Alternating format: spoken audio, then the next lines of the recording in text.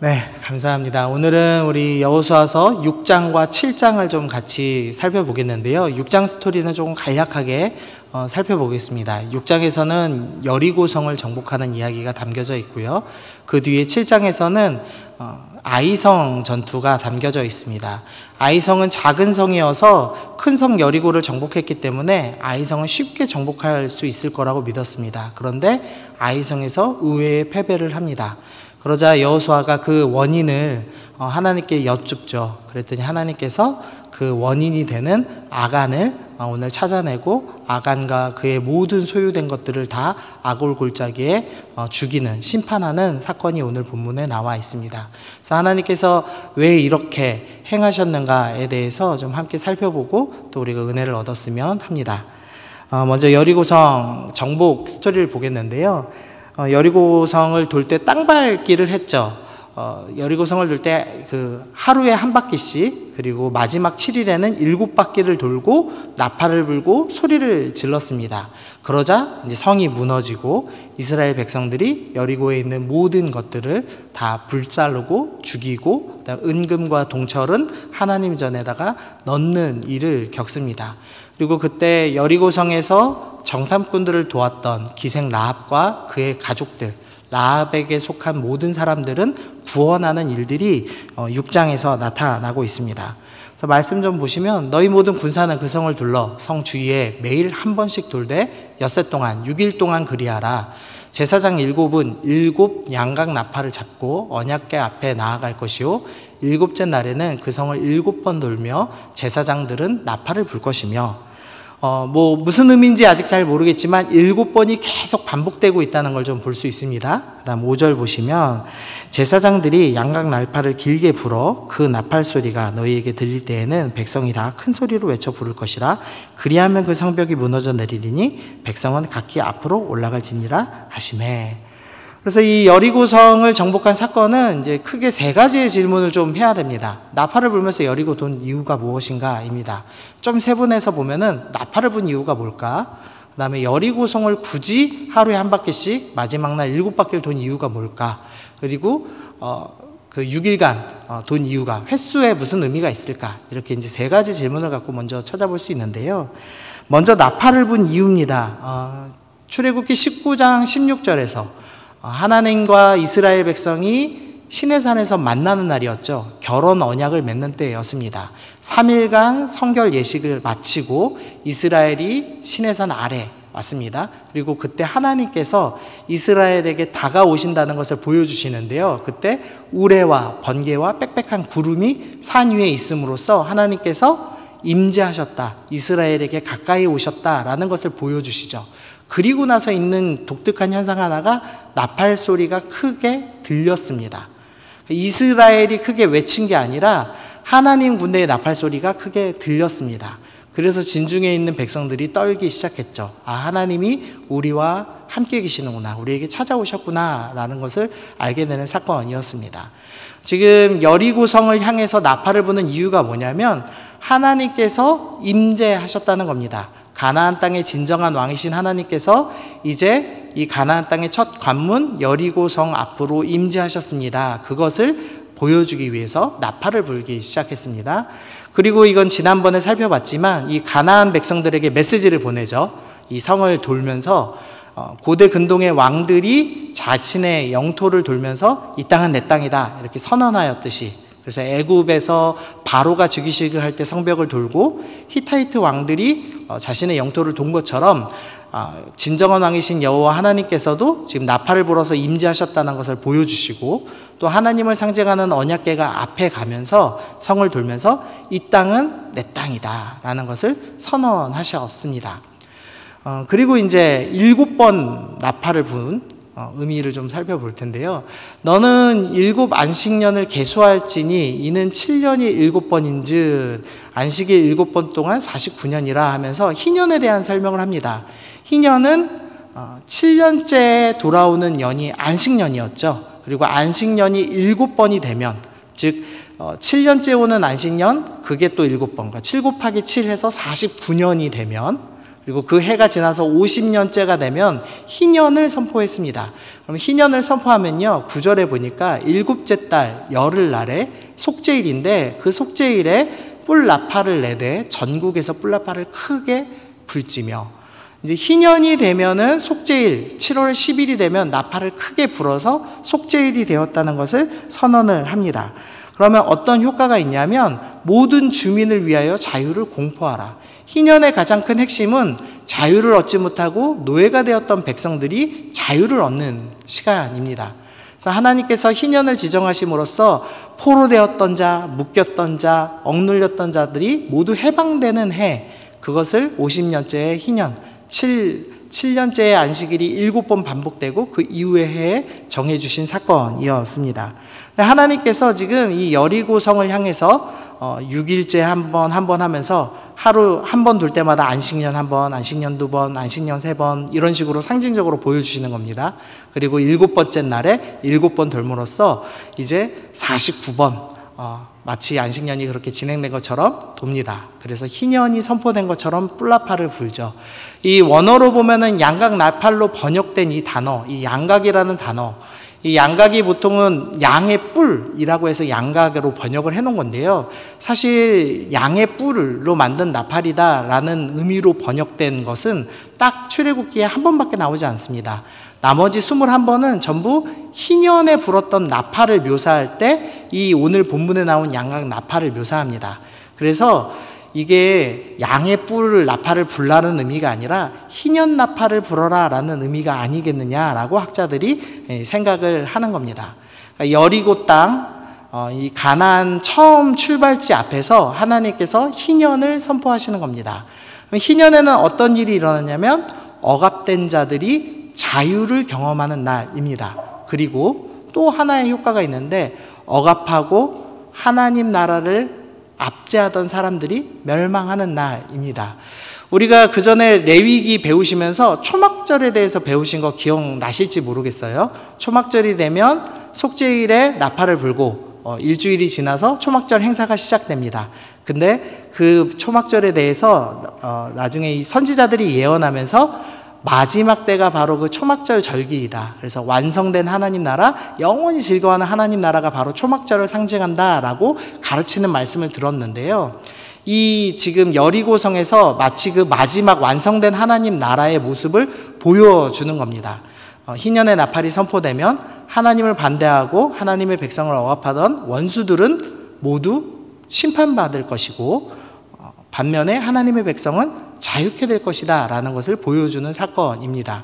그래서 여리고에서 나팔을 불고 여리고성이 무너지고 하나님의 백성이 정복할 때 그 안에 있던 하나님의 백성이었던 라합, 그리고 라합에게 속한 모든 가족은 구원을 받죠.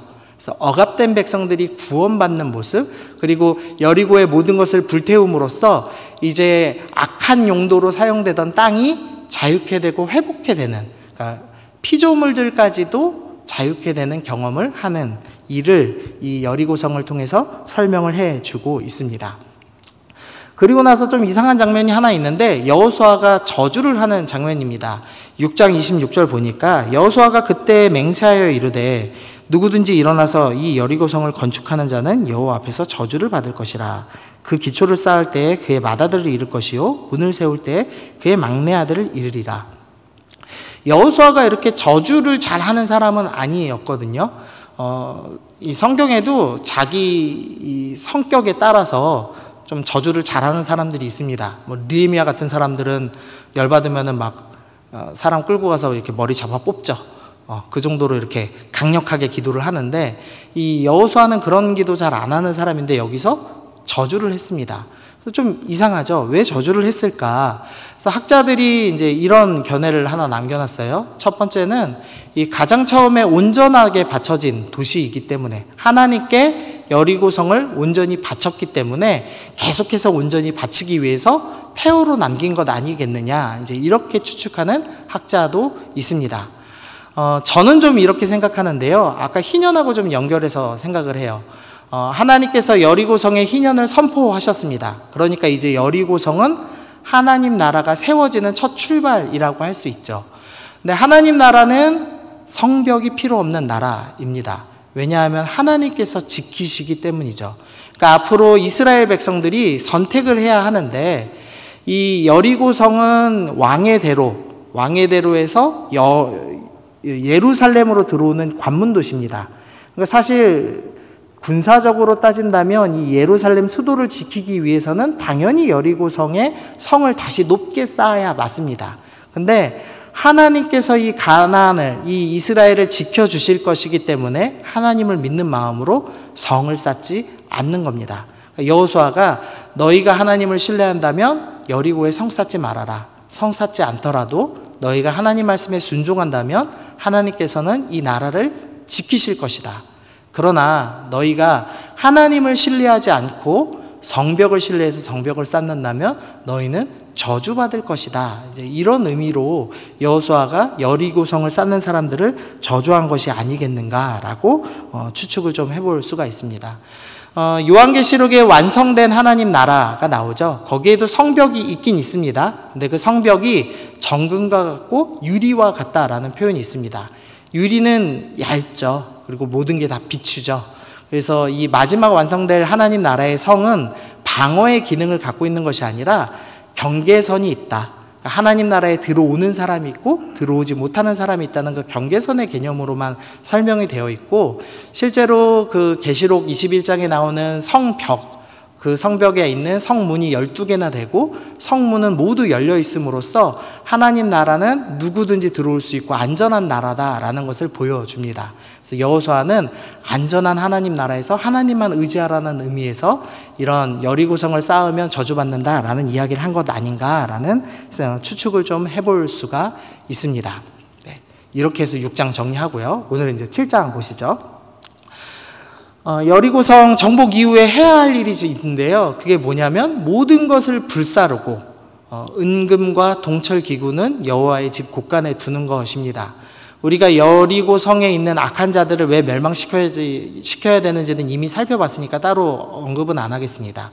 하나님께서 모든 것을 다 불태우라고 하셨습니다. 그리고 귀한 것 중에 은과 금과 철제들만 하나님의 곳간에다 두고 이것을 이후에 성전을 만들 때 아마도 사용하시기 위해서 모으시는 듯 합니다.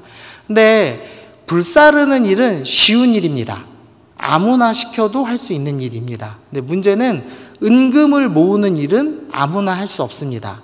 왜냐하면 은금을 모으다가 마음에 탐심이 들어올 수가 있잖아요.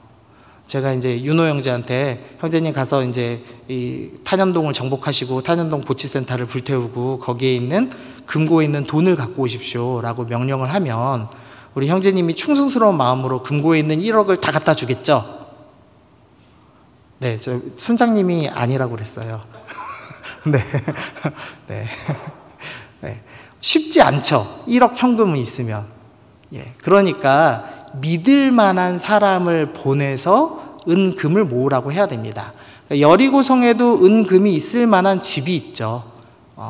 이 귀족들이 사는 집, 왕이 사는 집, 그런 데나 있겠죠. 그러니까 여호수아는 백성들이 이 탐심의 유혹을 받지 않게 하기 위해서 분명히 사람을 나눠서 보냈을 겁니다. 그래서 선택된 사람이 누구냐? 그게 바로 아간이었습니다. 좀 살펴보시죠. 이 타지파 병력이 3만에서 5만 정도 됐는데요. 유다 지파는 당시에 병력이 7만 5천, 다른 지파의 2배나 되는 지파였습니다. 그러니까 병력만 많은 지파가 아니었고요. 12정탐꾼 중에 광야에서 가데스바네아에서 12명의 정탐꾼을 보냈는데 딱 2명만이 믿음의 고백을 했죠. 한 명이 에브라임 지파의 여호수아이고 다른 한 명이 유다 지파의 갈렙이었습니다. 그리고 이 둘만 광야 1세대에서 살아남았습니다. 그러니까 현재 이스라엘의 가장 원로는 누구냐? 당연히 여호수아이고 그리고 한 명은 갈렙입니다. 그리고 또 모세의 팔을 잡은 2사람이 있었습니다. 아말렉과 전투를 할 때 이렇게 손을 들고 기도를 하죠. 그때 팔을 잡은 사람, 한 사람은 아론이었고 한 사람은 유다 지파의 훌이라는 사람이었습니다. 그리고 성막을 건축했던 책임자는 훌의 손자 유다 지파의 불살렐이라는 사람이었고요.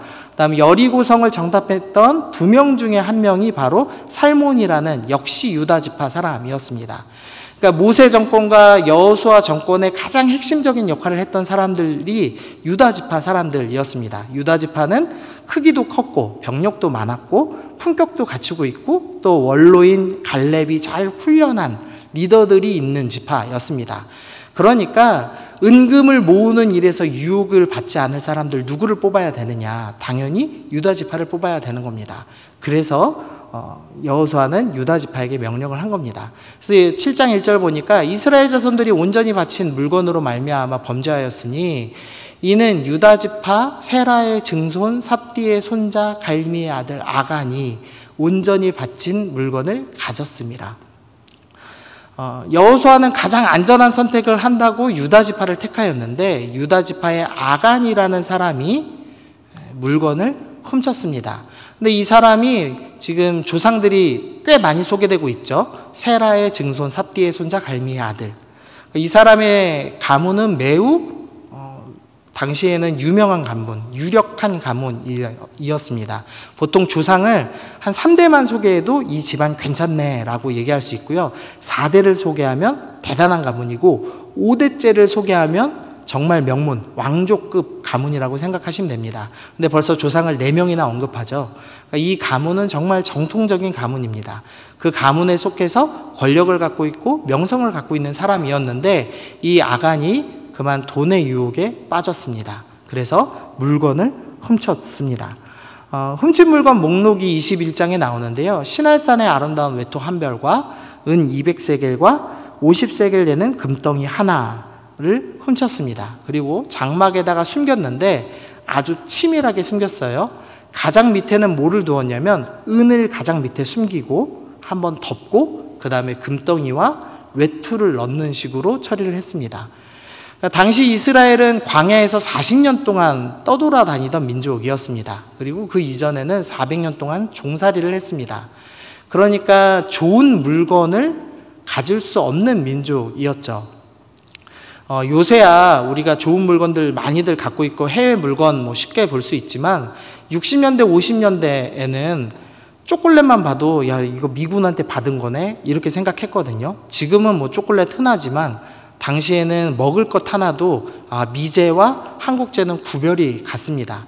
근데 이 400년 동안 종살이를 하고 40년 동안 광야 생활을 했던 이 이스라엘 사람들에게 외국제 물건은 절대 볼 수 없는 물건이었겠죠. 그리고 금덩이가 50세겔이나 된다. 그거 유통하기는 힘들었을 겁니다. 그러니까 아간이 꾀를 넣은 겁니다. 외투와 금덩이는 걸려도 현금화할 수 있는 은은 또 따로 빼놓는 치밀하게 지금 보관한 것을 볼 수가 있습니다. 내용물 좀 살펴보면요. 이 시날산은 뭐냐면 바벨론 지역, 그러니까 당시의 메소포타미아 문명, 가장 발달한 문명에서 물건 넣은 외투입니다. 우리가 생각할 때는 외투가 이제 명품 코트 정도로 생각을 하는데요. 당시에는 외투를 이불로도 사용을 했습니다. 그러니까 고급 침대라고 생각하시는 게 좀 더 우리에게 맞을 것 같아요. 아늑하고 편안하고 부드러운 잠자리라고 생각하시면 될 것 같습니다. 그리고 은과 금이 이제 은 1세겔은 4일치 1당, 금 1세겔은 60일치 1당이어서 지금 훔친 양을 다 치면 3,800일의 1당입니다. 10년치 연봉. 하루 일당을 10만 원만 잡아도 한 4억 정도 되고요. 여러분들 연봉이 어느 정도 되는지는 모르겠는데 한 4천만 원, 5천만 원 된다고 그러면은 5억, 6억 이상 하겠죠. 그러니까 어마어마한 현금이 지금 눈앞에 보인 것이고 그것을 지금 아간이 훔쳤다는 것을 알 수가 있습니다. 아간은 많은 은혜 받은 사람이었습니다. 좋은 가문에서 태어나서 명예를 가지고 있었고 충분한 신앙 훈련을 받은 사람이었음에도 불구하고 돈의 유혹에 사로잡혔습니다. 돈이 주는 안락함, 편안함에 사로잡혔고 결국 그것을 훔쳐내는 모습을 볼 수가 있습니다. 그리고 나서 이제 장막에다가 숨겼습니다. 이 아간의 죄를 설교할 때 가장 어려운 부분이 뭐냐면 자녀들을 같이 불태운다는 겁니다. 성경에는 분명히 아비의 죄를 자녀에게 치르지 않겠다라고 말씀을 하거든요. 그런데 오늘 본문은 아버지 아간의 죄 때문에 자녀들을 불태우는 겁니다. 왜 불태울까? 왜 성경은 앞뒤가 다른 말을 할까? 이렇게 오해가 되곤 하는데요. 간단합니다. 시날산 외투, 금덩이는 이스라엘 백성들이 보기 쉽지 않은 물건이었습니다. 그러니까 장막에다가 그 정도 숨기면 자녀들이 모를 수가 없었을 겁니다. 대략 동전으로 따지면 한 100원짜리 동전 한 550개 정도 되더라고요. 무게를 계산해 보니까. 은이랑 금 그걸 숨기면서 나는 소리들이 있었겠죠. 짤랑짤랑 소리가 들리고 땅 파는 소리가 들리고 그 아빠 품속에 삐져나온 외투들을 봤을 겁니다. 이 자녀들은 지금 여리고성을 불태워서 연기가 나는 걸 눈으로 보고 있습니다. 왜 불태우는지 다 알고 있습니다. 저기는 하나님께서 너무 악한 곳이기 때문에 모든 것을 불태우라고 명하셨어. 이거 다 압니다. 근데 아버지가 품속에다 뭐 훔치고 와서 장막 파고 숨겼습니다. 그 장막에서 살고 있는 자녀들이 모를 리가 없었습니다. 그런데도 불구하고 자녀들도 침묵을 한 겁니다. 자녀들이 직접 죄를 지지 않았다고 할 수도 있습니다. 하지만 분명한 것은 아버지의 죄에 침묵했다는 겁니다. 관계 때문이든지 어떤 이유에서든지 죄에 대해서 침묵하는 모습을 오늘 보여주고 있습니다. 창세기 3장 6절에서 하와가 선악과를 보고 이렇게 고백하죠. 먹음직도 하고 보암직도 하고 지혜롭게 할 만큼 탐스럽기도 한 나무이다. 죄가 처음 들어왔을 때 그 죄를 봤을 때 먹음직, 보암직, 지혜롭게 할 만큼 탐스럽기도 하다라는 표현을 했습니다. 그것에 대해서 학자들이 이렇게 표현했어요. 실용주의, 미학, 쾌락, 성공. 이 전에 한번 말씀드렸었는데요. 이 요한 선생님은, 사도 요한 선생님은 이 먹음직, 보암직, 지혜롭게 할 만큼 탐스럽게 하다, 이것을 육신의 정욕, 안목의 정욕, 이생의 자랑이라는 표현을 하셨죠. 그리고 그것을 지금 학자들은 지금 현재 편한 것, 보기에 아름다운 것, 즐거운 것, 나를 성공하게 할 만큼, 나를 지혜롭게 할 만큼 한 무언가, 그런 것들을 우리가 탐하더라 라는 이야기를 합니다. 지금 아간과 그의 자녀들이 이 죄의 유혹에 빠진 겁니다. 나를 편하게 해줄 것, 나를 안전하게 해줄 것, 나를 즐겁게 해줄 것, 나를 성공하게 해줄 그 돈, 그 아름다운 것, 그것에 사로잡혀서 하나님의 말씀을 저버리고 지금 땅에다가 그 물건들을 묻었습니다. 근데 문제는 자기들만 죄진 걸로 끝나지 않았다는 겁니다. 하나님께서 처음으로 희년을 선포하고 가나안 땅을 정복한 이 첫 성에서만큼은 죄가 생기면 안 된다. 그것은 정말 무서운 일이고 위험하다는 걸 경고하시길 원했습니다. 그래서 그 이후에 아주 작은 아이성 전투를 패배하게 하십니다. 아간과 그의 자녀들의 작은 죄처럼 보였지만 공동체가 패배하였습니다. 이스라엘이 첫 패배를 하였기 때문에 사람들이 울고 기도하기 시작했습니다. 아간과 그의 자녀들이 이거 다 쳐다보고 있었습니다. 그렇지만 자기들의 안락함과 편안함을 위해서 공동체의 패배 따위는 신경 쓰지 않는 모습을 보여주고 있습니다. 그러니까 아간과 그의 자녀들의 죄는 단순한 것이 아니라는 겁니다. 돈의 유혹에 사로잡혔고 이 나와 함께하는 우리 가족, 우리 공동체의 죄를 보고 묵인하였고, 그리고 그 일로 인해서 공동체가 망하고 하나님께서 주시는 벌을 받고 있음에도, 승리하지 못하는 어려움을 겪고 있음에도 공동체를 전혀 신경 쓰지 않고 내 배만, 내 안위만 신경 쓰는 죄를 범하고 있다는 것을 보여줍니다. 하나님께서 이제 제비를 뽑아서 이 죄를 저지른 사람을 찾게 하십니다. 그러자 처음에는 12지파 중에 유다 지파가 뽑혔습니다. 그리고선 유다 족속 중에서 세라 족속이 뽑혔고, 그 중에서도 삽디 가문이 뽑혔고, 그 중에서 아간이 뽑혔습니다. 그러니까 총 4번의 제비 뽑기를 했습니다. 지금이야 우리가 제비 뽑기 전자투표 할 수도 있고, 그 다음에 모인다 하더라도 버스 타고 쉽게 모일 수 있죠. 하지만 지금 당시는 고대입니다. 이 이스라엘 사람들이 보통 진을 치면요, 200만이 치니까 제일 끝부터 가운데 중앙에 있는 성막까지 오는데 최소 2시간, 3시간은 걸렸을 거다라고 추측을 합니다. 그러니까 진이 대단히 거대합니다. 그러니까 여기에 지파 리더들을 불렀다가 지파 리더들을 다시 흩트고, 유다 지파의 리더들을 다시 불렀다 또 흩트고, 그 뽑힌 가문 중에서 또 남자들을 불러 모으는 이 4번의 과정은 하루 온종일, 하루를 넘어서 진행됐을지도 모르는 과정입니다. 점점 자신을 향해서 좁혀오는 것을 아간과 그의 자녀들이 다 알았습니다. 그럼에도 불구하고 끝까지 회개하지 않았죠. 그러니까 아간과 그의 아들들의 죄는 단순히 물건 훔쳤습니다. 물건 훔쳤는데 뭐 이렇게 심하게 하십니까의 수준이 아니라 공동체도 나몰라라 하고 회개할 기회가 충분히 주어졌음에도 불구하고 회개하지 않은, 끝까지 반항하고 저항한 모습을 보여주고 있습니다. 그래서 그 결과가 나오죠. 그에게 속한 모든 것을 이끌고 아골 골짜기에 끌고 갑니다. 그리고 돌 무더기를 쌓습니다. 돌을 던져서 아간과 아간의 자녀들과 그에게 속한 모든 것을 죽이는 것으로 마무리를 집니다. 그래서 이 그림을 통해서 설명하고 싶은 게 있는 겁니다. 성경은 먼저 훔친 물건을 묻었더니 어떻게 되냐면 돌에 묻혀 죽게 되었습니다. 죄를 숨겨두었더니 그 죄의 무게 때문에 그 돌무더기가 결국 나를 찍어 눌러서 죽이는 것을 그림으로 보여주죠. 그래서 오늘 설교 제목을 묻으면 묻힌다라는 제목을 했습니다. 죄를 마음속에 계속 묻어두면, 공동체의 죄를 보면서도 침묵으로 묻어두면, 공동체의 어려움을 보면서도 묻어두면 반드시 그 죄의 무게 때문에 나도 묻히게 된다라는 그림을 보여줍니다. 두 번째로는 길갈에서는 감사의 돌을 쌓았습니다. 순종하였고 하나님이 행하신 놀라운 일을 찬양하며 감사의 돌을 쌓았는데, 이 아간과 그의 아들들은 죄로 인한 돌무더기를 쌓았습니다. 우리에게 지금 이야기하고 있는 겁니다. 너는 순종하여 감사의 돌을 쌓겠느냐, 아니면 죄로 인해 스스로 무덤에 심판의 돌을 쌓겠느냐라고 경고를 해주고 있는 겁니다.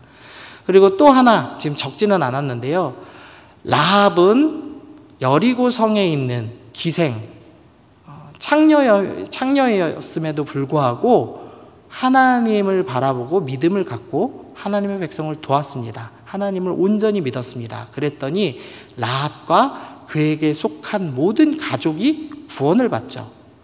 그런데 아간은 가장 좋은 유다 지파에 속해 있었음에도 불구하고 또 명예로운 그런 사명, 은금을 모아오는 사명을 부여받았음에도 불구하고 어겼습니다. 그래서 아간과 그에 속한 모든 것이 다 죽는, 심판받는 결말을 낳죠. 성경은 계속해서 그와 그에게 속한 모든 것이 멸망되거나 구원받거나의 스토리를 이야기합니다. 아담에게 속했던 우리 모든 후손들이 원죄를 받아서 멸망에 이르렀지만 예수님을 우리의 구주로, 나의 구원자로, 나의 왕으로, 나의 머리로 삼은 백성들은 예수님과 같이 구원받는다라는 우두머리에 따라 멸망과 구원이 결정되는 스토리로 설명하는데, 이 지금 라합과 지금 아간을 통해서 라합에게 속한 자는 구원받고 아간에게 속한 자는 멸망하였다라는 것을 또한 보여주고 있는 겁니다. 우리가 죄에 대해서 작게 생각하는데, 우리가 아무리 좋은 가문에 있고 아무리 뛰어난 훈련을 받았고 이전에 어떤 삶을 살았던지 우리가 하나님을 돌아보지 않고 하나님 말씀에 순종하지 않고 죄를 짓고 공동체를 돌아보지 않는다면 그 죄의 결과로 이런 무서운 일을 당하게 된다라는 엄중한 경고를 하시는 거죠. 또한 이 죄 때문에 공동체가 겪은 일이 있습니다. 그들의 원수 앞에 능히 맞서지 못하였더라. 이스라엘 자손들이 원수 앞에 능히 맞서지 못하였고 하나님이 다시는 너희와 함께 있지 아니한다라는 경고의 말씀을 주셨습니다. 아간의 죄 때문에 이스라엘 공동체 전체가 승리하지 못하고 하나님과 함께하지 못하는 아주 무서운 결말을 낳았습니다. 우리가 이런 질문 많이 던져요. 한국 교회는 왜 이렇게 힘이 없습니까? 우리 공동체는 왜 이렇게 연약합니까? 우리 공동체는 왜 승리가 없습니까? 제일 처음 해야 될 일은 내 죄를 먼저 보는 겁니다. 내가 유혹에 빠져서 나의 욕심을 쌓고 있어서 우리 공동체가 패배하고 있는 건 아닌가? 내 욕심을 위해서, 아니면 내가 가짜 평안을 누리기 위해서, 그 사람과 관계를 위해서 저 사람이 명확한 죄를 짓고 있음에도 불구하고 침묵함으로써 나는 침묵의 죄를 짓고 있는 건 아닌가? 성경은 분명해서 죄 짓는 형제가 있다면 권면하라라고 이야기하죠. 두세 사람이 가서 권면하고 그래도 지켜지지 않으면 리더가 다시 한번 찾아가서 권면하는 몇 가지 과정을 겪으면서 어떻게든지 형제를 죄에서 건져내라고 말씀합니다. 그런데 그게 참 힘들죠. 형제의 죄를 이야기했다가 싸움 날까 무섭죠. 그냥 침묵하면 되지. 쟤는 쟤 알아서 사는 거고 나는 나 알아서 사는 거지 하면서 침묵하죠. 근데 그 침묵도 죄가 될 수 있다라는 것을 오늘 본문이 이야기하고, 뿐만 아니라 그 침묵이 공동체 전체가 힘이 없고 영향력이 없는, 하나님의 사명을 이루지 못하는 쓸모없는 공동체가 된다라는 것을 오늘 본문이 보여주고 있습니다. 승리하지 않는 공동체는 반드시 이유가 있다. 자기 평안만을 위해서 사는 사람이거나 서로의 죄를 침묵하는 사람들이라면 승리하지 못하는 공동체가 된다. 우리 대림교회 청년부 승리하고 있습니까? 스스로 질문해 보십시오. 특별히 우리 리더들 질문해 보십시오. 우리 왜 승리하지 못하지? 먼저는 나를 돌아봐야 됩니다. 내가 내 평안만을 위해서 살고 있지 않나? 나의 편안한 잠자리, 나의 편안한 노후만을 위해서 살고 있고 십자가 전혀 지지 않고 살고 있지는 않나? 점검해 봐야 되겠습니다. 두 번째로는 내가 형제의 연약함을 보면서도 도와주지 않고 그저 나 혼자 잘 먹고 잘 살려고 애쓰고 있지 않은지 돌아봐야 됩니다.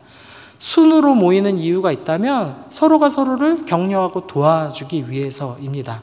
우리는 남이 아니라 우리는 한 몸입니다. 예수 그리스도를 머리로 하는 한 몸으로 부르심 받았습니다. 진리 안에 서 있는 한 공동체라고 성경은 이야기합니다. 그래서 우리가 서로를 위해서 끊임없이 기도해주고 같이 죄를 위해 싸워야 되고, 그 죄를 이기지 못해서 넘어지고 힘들어하는 지체가 있다면 끊임없이 함께 도와주어야 합니다. 우리가 그렇게 살고 있는가를 점검해 볼 필요가 있겠습니다. 근데 이제 여기까지 들으면 마음이 좀 불편하죠. 이미 죄를 저질렀는데 어떻게 해야 됩니까? 그럼 저는 아골골짜기에 가서 돌무더기에 파묻혀서 죽어야 됩니까? 이런 생각이 들죠. 근데 하나님께서 은혜를 주세요. 호세아서 2장 15절 보니까 아골골짜기로 소망의 문을 삼아 주시겠다라는 약속을 하기 시작하십니다. 하나님께서 이 완성된 하나님 나라를 만드시면 죄로 죽은, 아간이 죽은 그 아골골짜기가 소망의 문으로 바뀔 것이다. 우리 모두는 우리의 죄 때문에 아골골짜기에 들어갈 수밖에 없습니다. 그러나 예수님의 은혜로 말미암아 그것이 오히려 소망의 통로가 될 것입니다 라고 말씀을 합니다. 마지막인데요, 우리 누가복음 3장 3절입니다. 요한이 회개의 세례를 전파했습니다. 그러면서 이사야서 말씀을 전하는데 모든 골짜기는 메워지고 모든 작은 산이 낮아지고 굽은 것은 곧아지고 험한 길은 평탄하여지고 모든 육체가 하나님의 구원하심을 보리라. 하나님께서 여러분을 회개의 자리를 초청하십니다. 그 회개는 뭐냐면 죄로 인해서 깊어진 골짜기가 메워지는 일이고 산처럼 교만해진 나의 마음이 깎여서 평탄한 길이 되는 것이다 라고 말씀이 설명을 합니다. 우리 안에 죄악 때문에, 교만 때문에 낮아졌거나 깊은 골짜기가 있거나 높아진 산과 같은 것들이 있다면 회개하며 나아가야 합니다. 그때 하나님께서 우리의 깊은 그 골짜기, 우리 마음에 끊임없는 그 죄를 사랑하는 마음들을 메워주실 것이고 우리의 교만을 낮춰주실 것이고 우리가 하나님 백성답게 살 수 있도록 변화시켜 주실 것입니다.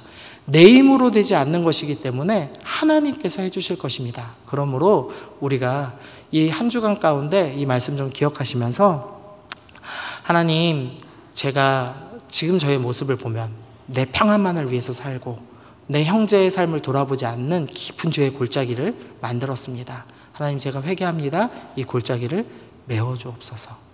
제가 교만하여서 높아진 마음을 갖고 있는데 평탄케 하여 주옵소서.